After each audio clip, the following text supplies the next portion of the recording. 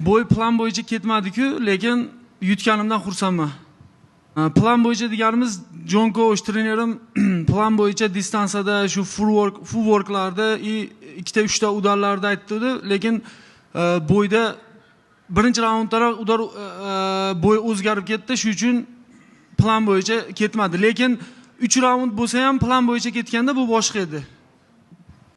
Birinchi udishashida shu momentida udishashga tushdi, lekin erta harakat qildi, keyin vaziyat to'g'riladi-da. Yo'q, surpriz bo'lmadi. Faqat shu bo'yda qabul qilganimdan beri shu bitta udarni ko'rgan edim. Bilmayman, yana shu udarga to'g'ri kelib tushib qoldi. Boshqa surpriz ko'rmadim. Lekin udarlarimni ko'tardi. Bu Nikolni bo'ylarini oldindan ko'rib yurardim.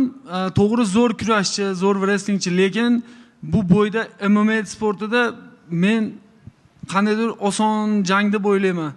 Endi oson deganim birpasda yutaman degani emas, lekin oson menga qulay raqib deb o'ylayman.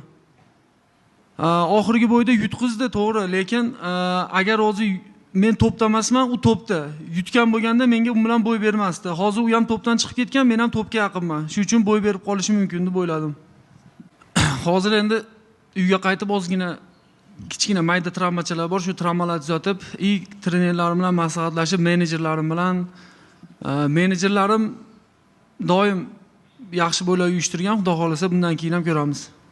Iloji boricha tezroq qaytishga harakat qilaman. Bu bizni O'zbekiston do'ppimiz, natsionalniy do'ppi.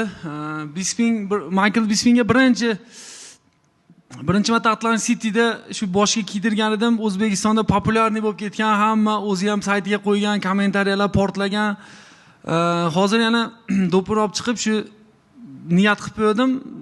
Boshga kiydirdim, o'zi ham xursand bo'ldi, biz ham xursand bo'ldik. Assalomu alaykum O'zbekiston, Centralniy Aziya, Qozog'iston, Qirg'iziston, Tojikiston. Qo'llab-quvvatlab turganlarga, hammanglarga rahmat. Doim UFC Russia post qo'ysa, kommentariyalar, like'lar portlaydi.